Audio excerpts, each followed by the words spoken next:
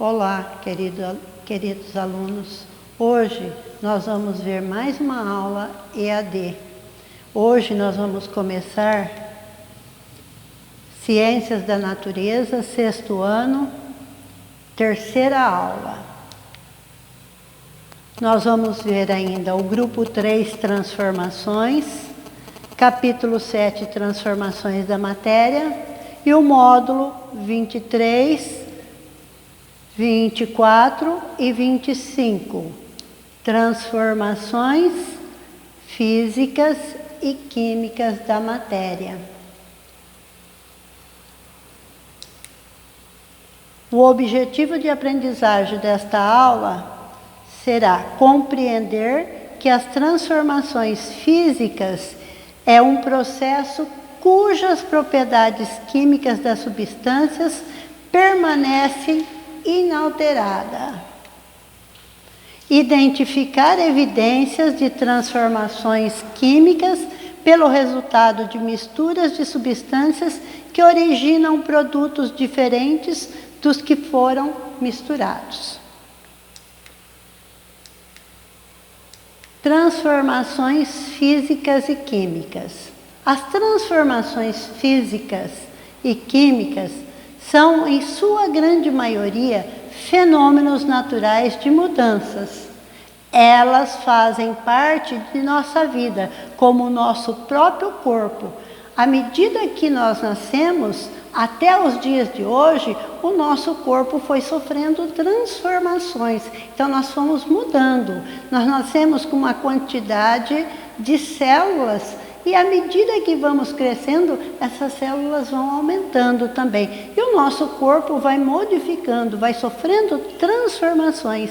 Então, nós estamos aí, falando de transformações que ocorrem quando temos um estado inicial, quando se inicia, e diferente de um estado final. Então, por exemplo, quando nós nascemos, nós estávamos de um tamanho. Hoje, nós já temos diferença, então tem um estágio final. Então, as transformações vão ocorrer quando nós temos um estado inicial diferente do estado final. Nós temos aqui a transformação aqui da borboleta. Ela nasce de um ovo. Esse ovo, ela vai eclodir e vai sair uma lagarta. Aí a lagartinha vai crescer e vai se transformar em uma pupa. A pupa vai desenvolver durante alguns dias e no final vai sair uma linda borboleta. Então aqui houve uma transformação, a transformação do corpo de uma borboleta.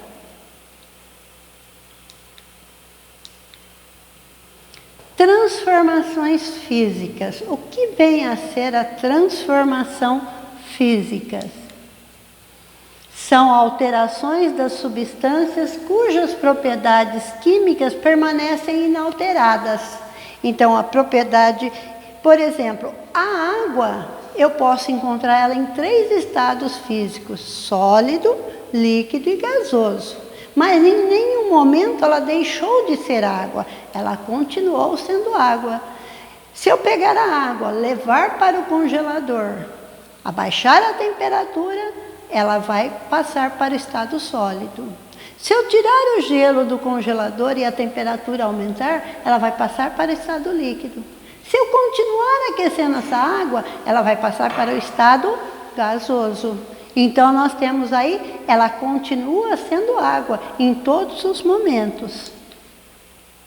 As mudanças de estados físicos da matéria é considerada transformações físicas, ocorre apenas fisicamente. Ela não altera a sua condição molecular. A matéria pode ser encontrada em 3 estados físicos: sólido, líquido e gasoso. Variam conforme o grau de agitação das partículas. Então, por exemplo, no estado sólido, as partículas estão bem juntas, bem próximas umas das outras. Quem seriam as partículas? As moléculas. Então, no caso da água, seriam as moléculas da água. Então, as partículas estão muito juntas, ela não tem quase agitação. Já no estado líquido, as moléculas se espalham um pouco mais, elas estão mais afastadas. Então, ela tem uma agitação um pouco maior. No estado gasoso, nesse estado, as moléculas estão bem distantes uma das outras. Nesse caso, ele vai estar bem em movimento, ela vai estar bem agitada, essas moléculas. Os principais fatores que influenciam a mudança do estado físico são a temperatura e a pressão. Por que a temperatura? Porque quando eu aumento a temperatura, ela muda de estado, ela pode entrar em ebulição. Então, por exemplo, a água, se eu ponho a água para ferver, eu estou aumentando a temperatura, ela vai passar para o estado gasoso. No caso da pressão, então lá a nível do mar, a água ferve, ela demora, ela precisa chegar a 100 graus para ela ferver, para ela entrar em ebulição. Já quando a gente está aqui a nível, além do nível do mar, que nós estamos numa altura, então a pressão é menor. Então a água ferve antes de chegar aos 100 graus Celsius.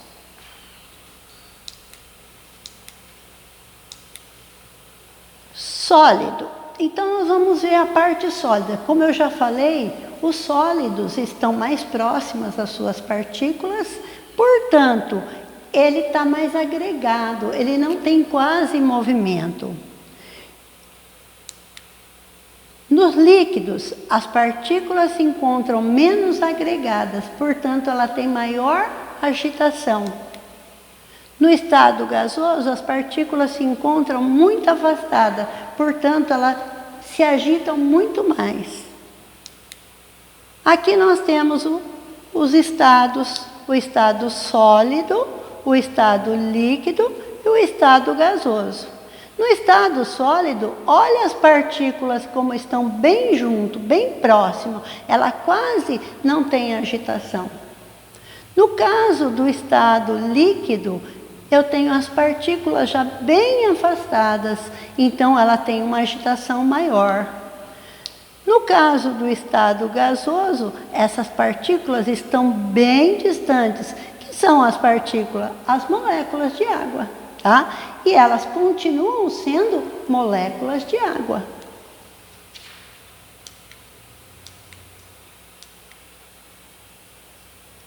Olhando aqui, nós vamos ter agora os estados físicos da água e as suas mudanças. Então, prestando atenção aqui, nós vamos ver. O primeiro estado que nós temos aqui é o estado sólido. Então, eu tenho os blocos de gelo. A gente vai perceber que suas partículas estão bem próximas.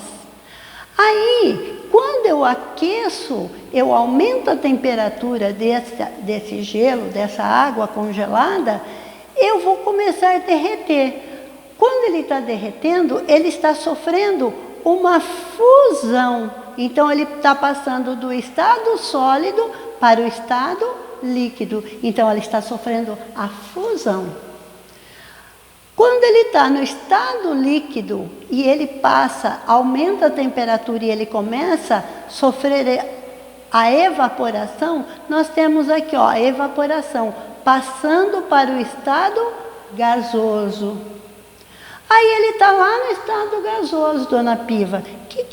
E eu recebi uma quantidade de temperatura. A temperatura baixou, a temperatura aqui esfriou. Então ele vai passar para o estado líquido novamente. E quando ele passa do estado gasoso para o líquido, ele vai sofrer uma condensação. Está aqui, ó, condensação ou liquefação. Então, a palavra condensação é quando ele passa do estado gasoso para o estado líquido. Quando ele está no estado líquido e eu coloco, abaixo a temperatura mais ainda, ponho lá no congelador da geladeira, ele vai passar para o estado sólido. Então, quando ele está passando para o estado sólido, ele está sofrendo uma solidificação. Tá aqui, ó, solidificação. Mas existe substâncias que não passam do estado sólido para o líquido e gasoso. Ele passa direto. O caso da naftalina, o caso do iodo, o iodo sólido. Então, o que vai acontecer? Ele vai passar diretamente do estado sólido para o gasoso. E quando isso acontece, que ele passa diretamente, ele vai estar sofrendo uma sublimação. Tá? Sublimação quando ele passa direto do estado sólido para o estado gasoso. Já quando ele está no estado gasoso e a temperatura abaixou, ele vai voltar para o estado sólido. Então, quando isso acontece, ele vai sofrer uma ressublimação. Então, sublimação quando ele passa do sólido para o gasoso. E ressublimação quando ele passa do gasoso para o sólido.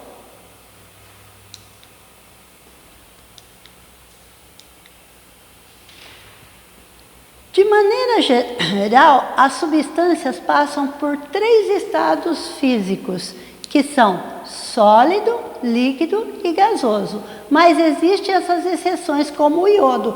Poderia ser também a naftalina, aquela bolinha branca que coloca no armário para afugentar as baratas. Ela passa também do estado sólido para o gasoso. Então ela evapora, a gente nem percebe que ela estava lá na gaveta e que consumiu. Aqui nós vamos ver a sublimação do iodo. Eu tenho o iodo. O iodo ele está aqui, ó, nessa vasilha e eu aqueci. A hora que eu aqueci o iodo, ele vai passar para o estado gasoso. Então ele está direto. Então quando isso passa do estado sólido para o estado gasoso, ele está sofrendo uma sublimação. Cada substância dependerá de diferentes condições de temperatura e pressão. Por exemplo, a água, ela a nível do mar, ela ferve, ela vai entrar em ebulição a 100 graus Celsius. Na nossa região, que é uma região mais alta, nós estamos num nível mais alto, então a pressão é menor. Então ela ferve antes dos 100 graus. Se eu pegar o álcool ele tem um ponto de ebulição bem mais baixo do que a água. Então cada substância, ela precisa mais ou menos temperatura. Por exemplo, se eu pegar o ferro para derreter o ferro, eu preciso atingir uma temperatura acima de 1500 graus.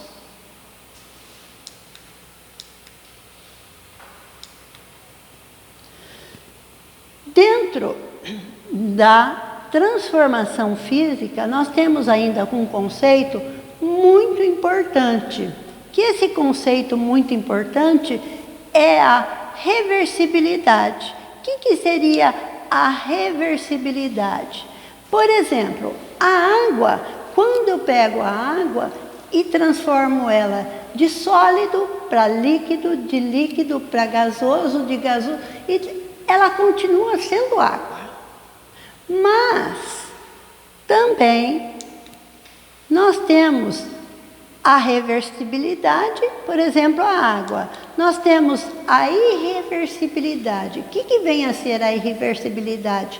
Por exemplo, ela não vai sofrer alteração química, ela apenas vai mudar. Se eu pegar uma folha de papel e rasgar essa folha de papel ao meio, o que vai acontecer? Ela continua sendo papel, mas só que não é mais aquele papel inteiro. Então isso daí é irreversibilidade. O papel não consegue voltar mais sendo aquela folha normal que ela era.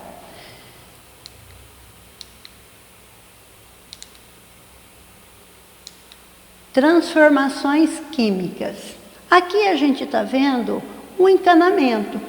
E a gente percebe que a combinação do ferro, da água e do oxigênio, ela vai produzir uma terceira substância que nós chamamos por ferrugem.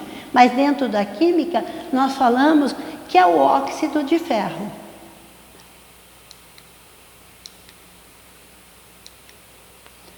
O processo de transformação de ferro, o gás oxigênio e a água, ele se transforma em óxido de ferro, que é um exemplo de transformação química. Nela sempre ocorre a formação de novas substâncias. Por exemplo, quando eu falei aqui, ó, a combinação do ferro, do oxigênio e da água, combinou isso, vai surgir um outro elemento, que é o óxido de ferro, que vocês conhecem por ferrugem. Então, sempre numa transformação química, vai acontecer essa formação de nova substância. O tempo em que a transformação química ocorre é bastante variado. Por exemplo, se eu pegar um palito de fósforo e acender, ele vai acender em segundos. Ele está sofrendo uma transformação química. A cabeça do palito de fósforo, ela transformou em energia luminosa e gás. Ah lá. Segundos a queima da cabeça de um palito de fósforo. Ela leva segundos. Em minutos, por exemplo, o cozimento de um alimento. O cozimento de alimento leva o quê? Alguns minutos. Se eu colocar um ovo para cozinhar, ou um alimento que eu vou fazer, eu estou fazendo essa transformação química em minutos. Ele pode levar horas, como a digestão do nosso organismo. Por exemplo, eu como alimento, ele leva horas para fazer a digestão. Também pode levar anos, como a deteriorização das rochas, as rochas que vão se fragmentar diante do intemperismo.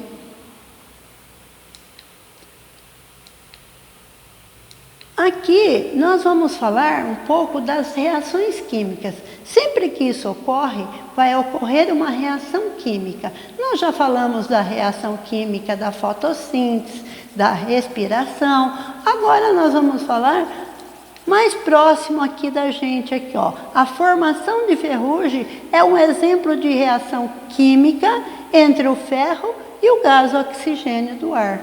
Então, quando eu faço isso daí, eu tenho lá que as substâncias iniciais serão chamadas de reagentes. E o que vai restar, o que vai sobrar depois, é chamado de produto. Então, eu tenho os reagentes. No caso da ferrugem, eu tinha o ferro, eu tinha a água e o gás oxigênio. Eles eram os reagentes.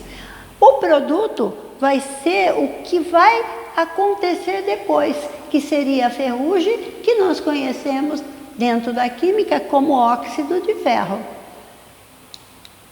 Então, tá aí, ó, gás oxigênio, mais a água, mais o ferro, eu vou obter um produto que é o óxido de ferro. Então, esses três primeiros aqui são os reagentes.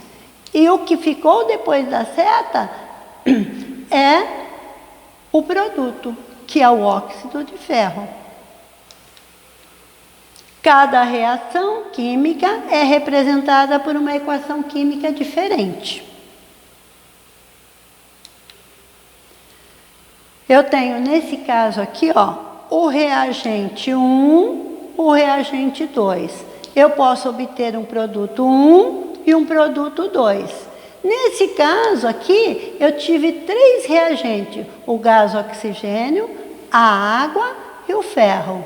E apenas um produto. Ao estudar as reações químicas, o francês Anton Laurence Lavoisier, ele concluiu: na natureza, nada se cria, nada se perde, tudo se transforma. Então, tudo se transforma através da reação química. E foi Lavoisier, em seus estudos, ele percebeu que ao realizar as reações químicas em um ambiente totalmente fechado, a quantidade do produto, do que ele tinha aqui dos reagentes, era igual ao produto final. Então, a quantidade de reagentes na primeira parte da equação é igual ao produto final. Então, nós temos aqui como exemplo a queima de um papel. Então, quando eu queimo o papel, eu estou fazendo uma combustão. E se eu estou fazendo a combustão, eu estou mudando esta condição. Então, por exemplo, a queima de um papel, a combustão, eu tinha a folha de papel inicial. Então, quando eu pus ela para queimar, ela começou a produzir uma energia luminosa. Além da energia luminosa, ela produziu gases.